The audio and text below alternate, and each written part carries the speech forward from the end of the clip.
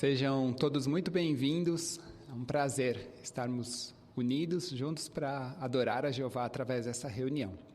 Nós vamos iniciar com um cântico, o cântico escolhido para essa noite é o cântico 99, Muitos Irmãos ao Meu Lado, baseado em Apocalipse 7, versículos 9 e 10.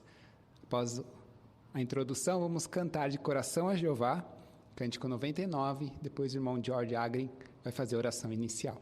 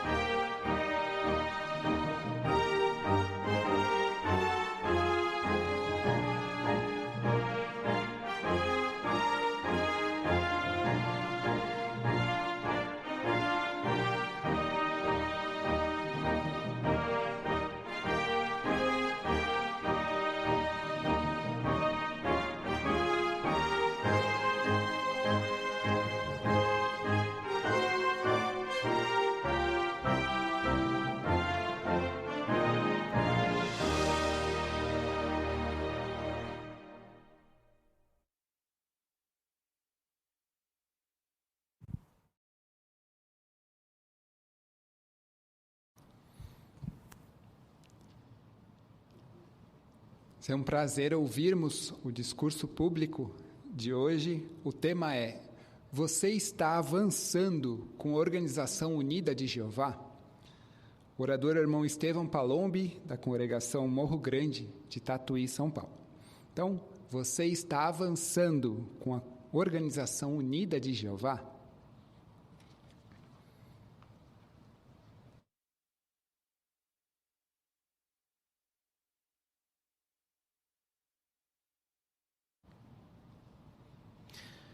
O cântico que acabou de tocar foi tocado por uma orquestra. Se a gente parar para pensar, como é possível, né, que 30, 40 músicos diferentes, tocando instrumentos diferentes, consigam tocar a mesma música em harmonia e produzir um resultado tão bonito? Além de muito treino e muito ensaio, é lógico, é preciso muita organização. Veja, por exemplo, nessa imagem, tudo que é preciso para se organizar uma orquestra de forma correta, né? Primeiro, ela precisa de um regente, de um maestro. É essa figura aí que está aí na parte inferior da imagem. É ele que coordena os ensaios, é ele que contrata os músicos, que organiza o que cada um vai tocar, aonde cada um vai ficar no palco. Esse é um outro detalhe interessante, a posição dos instrumentos no palco, né? Os violinos, eles têm que ficar na frente, os violoncelos e contrabaixos de um lado, os instrumentos de percussão no fundo e assim por diante. Tudo isso para a orquestra produzir uma acústica melhor. E o mais importante, cada membro da orquestra tem uma função definida. Todos tocam a mesma música, mas nem todos tocam as mesmas notas. É justamente o conjunto de notas diferentes, tocadas por instrumentos diferentes, que se combinam para formar uma bonita música, né? Se complementam. Percebe como tem que ser tudo muito bem organizado? Já pensou se cada um tocasse o que quisesse, na hora que quisesse? Ia virar uma bagunça, não ia ter música, só ia ter barulho. Para que as coisas funcionem bem, então, é preciso um nível de organização. Mas isso também tem que ser feito com um certo equilíbrio. Uma coisa organizada demais, em excesso, ela pode atrapalhar, ela pode engessar as pessoas, tira a criatividade das pessoas. Por que estamos falando tudo isso? Porque Jeová é o organizador perfeito. E Jeová providenciou que o seu povo fizesse parte de uma estrutura altamente organizada, mas ao mesmo tempo flexível e amorosa. É a organização de Jeová. E é disso que a gente vai falar hoje, né?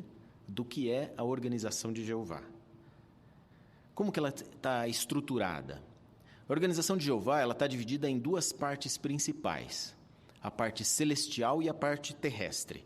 É interessante porque, alguns anos atrás, as publicações às vezes usavam a expressão a organização celestial ou a organização terrestre, ou às vezes a organização visível e a organização invisível, né?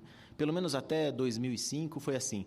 Não usamos mais isso, né? Hoje nós entendemos que é uma organização só, que tem duas partes, a parte celestial e a parte terrestre, e uma colabora com a outra, e as duas trabalham em conjunto.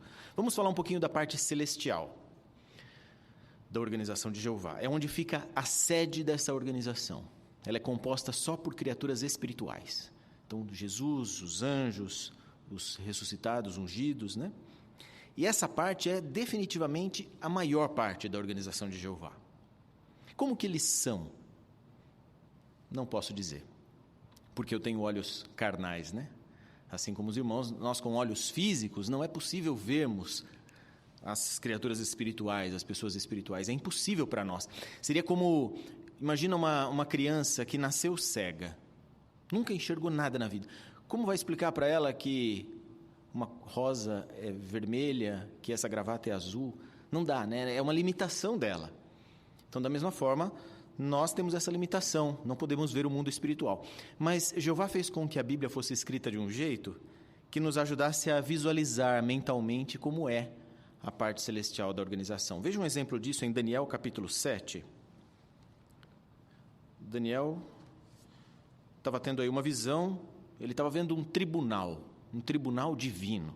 7, versículos 9 e 10, diz assim: Continuei olhando até que foram colocados tronos, e o antigo de dias se sentou. Sua roupa era branca como a neve, e seus cabelos eram como a lã pura. Seu trono eram chamas de fogo, e as rodas do trono eram fogo ardente. Um rio de fogo corria saindo de diante dele. 1000 vezes 1000 o serviam, e 10.000 vezes 10.000 estavam de pé diante dele. O tribunal entrou em sessão e abriram-se livros. Percebeu aí como a Bíblia ajuda a gente a visualizar a parte celestial? Usou aí elementos que a gente conhece aqui na Terra, né? Um trono, fogo, um rio, rodas e assim por diante. Essa visão, ela ajuda também a gente ter uma ideia de quantas pessoas existem na parte celestial. Aqui diz 10.000 vezes 10.000, isso dá 100 milhões de criaturas espirituais. O livro de Apocalipse usa outra expressão, né? Miríades de miríades, que podem indicar até bilhões de anjos, e cada um deles tem uma função definida. Por exemplo, tem a função de arcanjo. É a função do anjo com mais autoridade. Essa função foi designada para um só, para Miguel, né? Para Jesus.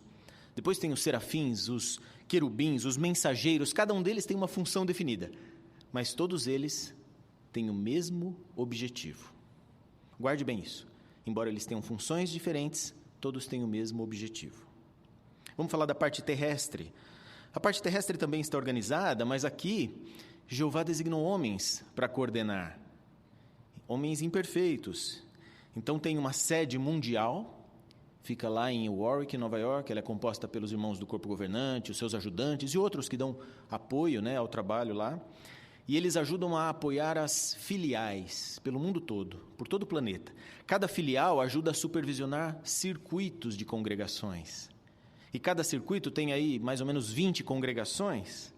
E cada congregação, que pode ter de 15, 20 publicadores até 160, cada um de vocês, cada publicador, tem um cartão de registro com os seus dados e com a sua atividade de campo.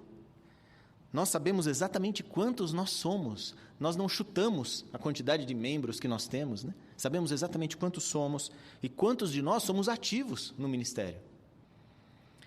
E cada um de nós também tem uma função na organização de Jeová. Todos temos uma função, mas todos nós temos o mesmo objetivo. A gente falou bastante sobre o objetivo da organização de Jeová, né? Qual é o objetivo, afinal? Para que nós estamos organizados?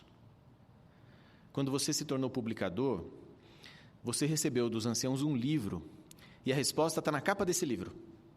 Lá diz assim: organizados para fazer a vontade de Jeová. E qual é a vontade de Jeová agora, nesse momento? Qual que é a principal tarefa da sua organização? Veja o que diz a carta aos Efésios, no capítulo 1. Efésios capítulo 1, versículos 8 em diante, diz assim: essa bondade imerecida Ele nos deu abundantemente em forma de toda sabedoria e entendimento, por nos fazer saber o segredo sagrado, note, da sua vontade. Segundo o seu agrado, Ele mesmo determinou o propósito de estabelecer uma administração quando se completassem os tempos determinados, para reunir no Cristo todas as coisas nos céus e as coisas na terra. Então esse é o objetivo hoje, é a tarefa que está designada para a organização de Jeová. Reunir no Cristo todas as coisas. Por que isso, né? Bom, se a gente voltar um pouco lá atrás, por causa de Adão e Eva, do pecado de Adão e Eva, a família humana, que na época era composta por Adão e Eva apenas, né? Naquele momento que eles se rebelaram, eles deixaram de ser parte da família de Deus. Eles se separaram da família de Deus. O objetivo de Jeová é reunir a sua família de novo. E Ele vai fazer isso em 2 etapas. Primeiro, reunindo os cristãos que vão reinar com Jesus nos céus. E a segunda etapa, né, as coisas na terra, uma grande multidão de sobreviventes e mais, talvez, bilhões que vão ser ressuscitados. E lá no final, no fim, quando a vontade de Jeová tiver sido feita, todos seremos de novo filhos de Deus, seremos da família de Deus. Esse é o objetivo da organização de Jeová. Bom, até aqui, tudo muito parecido, né? A parte celestial e a parte terrestre. Mas existe uma diferença grande entre as duas partes. É que a parte terrestre, ela é formada só por gente imperfeita. Então vamos voltar ao exemplo da orquestra. Imagine que você já toca na orquestra há algum tempo. Você é um músico treinado, você ensaia direitinho, sabe a sua parte de cabeça. Mas do seu lado senta alguém que também está tocando e parece que ele erra sempre a mesma nota. Quando chega naquela nota, ele erra. E aquilo começa a te incomodar. E chega uma hora que ou você começa a errar também, porque você se atrapalha e se desconcentra, ou você fica bravo com ele, ou ainda você começa a querer tocar mais alto nessa hora para ver se cobre o erro dele. Tudo isso vai atrapalhar a execução da música, né? Na parte terrestre da organização de Jeová, você já se irritou com alguém? Você conhece alguém que talvez você acha muito difícil de lidar? Talvez alguém que parece que erra sempre a mesma nota, né? Alguém que é muito impulsivo, fala demais da vida dos outros, ou é muito duro, muito agressivo, ou é muito relaxado, muito atrasado, ou crítico, sei lá. Todos nós temos esses problemas, viu? E se você pensou em alguém agora, talvez alguém está pensando em você nesse momento também. O ponto é, como que a nossa atitude em relação às imperfeições dos nossos irmãos pode ajudar a organização de Jeová a cumprir o seu objetivo? A sua atitude em relação às imperfeições dos irmãos pode ajudar ou atrapalhar a organização de Jeová a atingir o objetivo dela. Quer ver? Em Efésios capítulo 4, versículos 1 em diante, diz assim: portanto eu, o prisioneiro no Senhor, suplico-lhes que andem de um modo digno da chamada com que foram chamados, com toda a humildade e brandura, com paciência, suportando uns aos outros em amor, esforçando-se diligentemente para manter a unidade do Espírito no vínculo unificador da paz. Quando a gente se esforça para cultivar a humildade, a brandura, a paciência e o amor, a gente está contribuindo para a união e a paz da congregação e indiretamente colaborando para a organização de Jeová toda atingir o seu objetivo. A gente ajuda a orquestra a ficar afinada, harmônica. Essa palavra grega que foi traduzida aqui como vínculo unificador da paz, vínculo unificador, lá a palavra grega significava alguma coisa que mantém as coisas juntas, bem presas, talvez um tipo de cola, um tipo de liga que mantém os membros da congregação juntos. Essa paz, esse vínculo unificador da paz é mais do que a ausência de conflitos. É baseada no amor e exige esforço, como diz aqui, esforçando-se diligentemente. Mas tem gente que parece insuportável. Você já pensou nisso alguma vez? Irmão, aquela pessoa parece insuportável. Mas veja, o apóstolo Paulo usou a palavra suportar uns aos outros e com amor. Dá para suportar e com amor. Como que a gente faz para suportar alguém que para nós talvez pareça insuportável? Uma ajuda é a gente tentar se colocar no lugar da pessoa, né? Por exemplo, alguém te irritou, fez uma coisa que te chateou, deixou você chateado. Será que ele está tendo um dia ruim? Será que ele tem algum problema em casa? Ele tem que lidar com alguma dificuldade no trabalho, na família? Será que ele tem algum problema de saúde? Será que ele tem algum problema de saúde que nem ele mesmo sabe que ele tem? Às vezes pode acontecer, né? Algum problema de saúde deixa a pessoa meio mal-humorada e assim por diante. Veja, isso não é desculpa, né? Para tudo, para tratar os outros mal, não é isso. Mas lembrar disso pode ajudar a gente a ter paciência. Uma sentinela, há uns meses atrás, usou uma expressão interessante, diz assim: dê o benefício da dúvida para o nosso irmão. Talvez ele também tenha as frustrações pessoais dele, os problemas emocionais. Pode ser que ele está querendo mudar o jeito dele, e ele ora a Jeová pedindo para mudar, e ainda não conseguiu. Se a gente pensar assim, com humildade, brandura, paciência, vai ser mais fácil da gente manter a paz. E você vai estar ajudando a congregação a ficar bem presa, bem colada, bem unida, e vai colaborar para a organização de Jeová. Uma outra ajuda é a gente lembrar que é verdade que nós estamos na mesma organização, mas isso não significa que nós somos iguais, que nós somos idênticos, uniformes. Nem Jeová quer isso. Imagina, Jeová criou milhões, talvez bilhões de anjos. Cada um deles tem uma personalidade. Parece que cada um deles tem os seus gostos pessoais, suas preferências.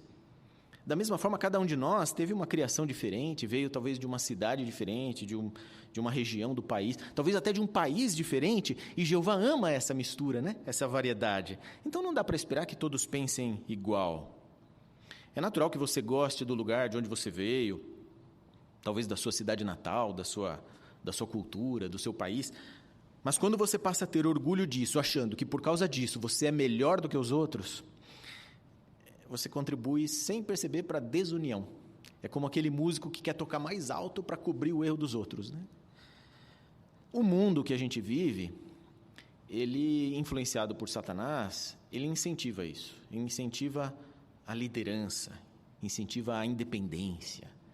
Parece que você só é alguém importante se você for chefe de um monte de gente, né? Nas empresas é assim. Isso é uma influência demoníaca. E por causa disso, muita gente pode achar difícil se submeter à liderança de outros. Talvez nós mesmos já tenhamos pensado alguma vez assim: mas aquele ancião, ele é imperfeito, que nem eu. Por que eu vou obedecer o que ele está falando? Ou o superintendente de circuito, ele também não é imperfeito? Os irmãos lá de Betel, os irmãos do corpo governante. Seria mais fácil se os anciãos fossem anjos? Se o superintendente de circuito fosse um serafim, um querubim, e chegasse na reunião, com as asas abertas: agora eu vou obedecer, porque Jeová mandou um anjo. Sabe que talvez não fizesse tanta diferença assim? Porque, veja, Jesus era perfeito. Jesus nunca disse nada para magoar alguém, nunca chateou alguém de propósito. E mesmo assim, muitas pessoas tiveram dificuldades para aceitar a liderança e a posição que Jeová tinha dado para ele, não é? Mesmo amigos íntimos como Judas, um dos apóstolos, Pôncio Pilatos, os líderes religiosos, o próprio diabo que conhecia Jesus lá do céu, sabia exatamente quem ele era. Então o fato é que é Jeová quem está no controle.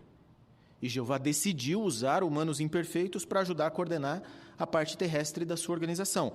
Não é de agora, né? Desde lá do passado foi assim. Por exemplo, Moisés, José, os sumos sacerdotes, os reis de Israel e de Judá, e assim por diante. Vamos falar um pouco de Moisés. A Bíblia diz que ele era o homem mais manso que tinha, mas será que era fácil para todo mundo gostar de Moisés o tempo inteiro? Ele era imperfeito, né? Ele também devia ter as falhas de personalidade dele, talvez irritava alguém de vez em quando. E para Moisés, será que era fácil ser líder daquela nação?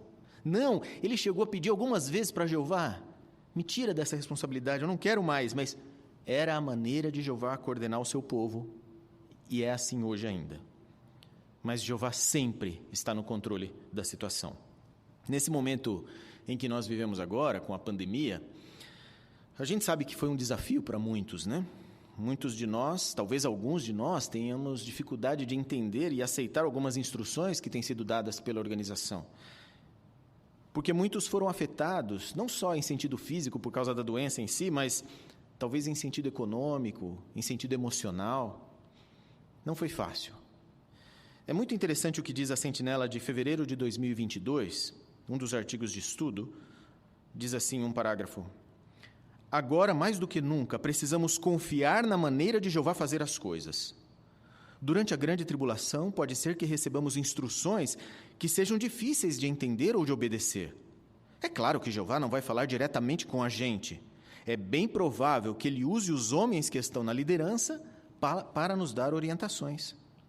Nessa época, não vai ser o momento para questionar a orientação que recebemos, talvez nos perguntando: será que essa orientação é de Jeová mesmo?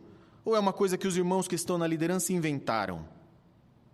Na grande tribulação, vamos precisar confiar em Jeová e na organização dele, e isso vai depender de como estamos seguindo as orientações agora. Se você já confia nas orientações que recebe hoje e obedece sem pensar duas vezes, é bem provável que você faça o mesmo durante a grande tribulação. Lembra daquela visão que Ezequiel teve de um carro celestial? Era um carro enorme que representava a parte celestial da organização de Jeová. Ele era enorme, ele se movia muito rapidamente, podia mudar de direção de forma instantânea, mas o mais importante daquela visão, quem conduzia aquele carro é Jeová, usando o seu Espírito Santo. Jeová tem controle total da organização. Ele sabe exatamente para onde ela vai, mesmo que a gente não entenda muito bem o caminho agora. Confie que Jeová conhece o caminho melhor do que você. E como nós estamos na mesma organização, né? Lembra a parte celestial e a parte terrestre? Quando a parte celestial se movimenta, a parte terrestre também se movimenta junto. Você consegue sentir isso? Consegue sentir esse movimento da organização de Jeová? O carro se mexendo? Veja um exemplo desse movimento em Isaías capítulo 60. Isaías 60, versículo 17. Em lugar do cobre trarei ouro, e em lugar do ferro trarei prata, em lugar da madeira, cobre, e em lugar das pedras, ferro.